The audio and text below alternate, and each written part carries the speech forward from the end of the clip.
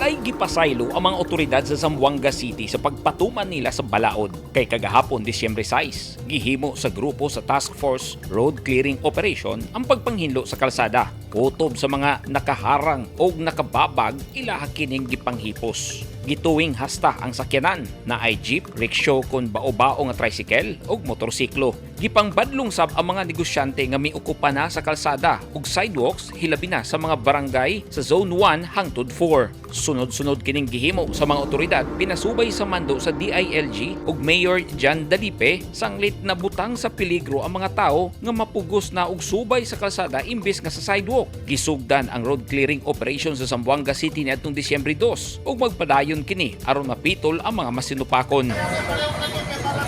Sa Davao City, girumbo sab sa mga enforcer sa City TMO, Ancillary Services Unit ug PNP ang Marfori Street, Barangay 5-A, Bangkerohan kagahapon sa buntag Disyembre 6. Aron himluan ang kalsada nga gipang-okupa sa mga vendors o gigamit nga terminal sa mga tricycle driver. Sumala sa City TMO, una gihimo ang operasyon, nag-abiso ng daan ang mga otoridad nga bawal okupahon ang kalsada na peligro sa mga tao hilabi na karong panahon sa Pasko. Yes sir, pipila ka mga complaints so kahapon Jackson na namo to actually sir naghatag na niyo og advice last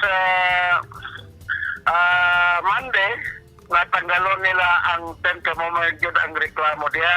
So ang dito tayo mangguna nila ang outer lane ang kalsada diya sa may Marfori dapit. So, gihimo pa na nila ang opisina nila, gibutangan pa nila ang TV nila. So, murag dili mayo ang pagkabutang kay nakuha man gyud nila ang halos katunga sa kalsada. Apan giingong wala mituo, busa gihimo ang road clearing operation o gipang bungkag ang mga nakababag sa kalsada, gipang karga sa truck ang mga nakaharang nga mga gamit.